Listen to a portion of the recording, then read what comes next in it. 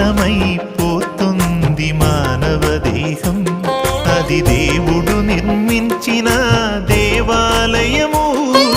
శిథిలమైపోతుంది మానవ దేహం, అది దేవుడు నిర్మించిన దేవాలయము. కట్టడాలకున్న విలువ మనిషికున్నదా? పరలోకం వెళ్ళేది మనుషులే గదా. తిరిగి కట్టండి చితికిన బ్రతుకు, నిలువబెట్టరండి దేవుని కొరకు. శిథిలమైపోతుంది మానవ దేహం, అది దేవుడు నిర్మించిన దేవాలయము.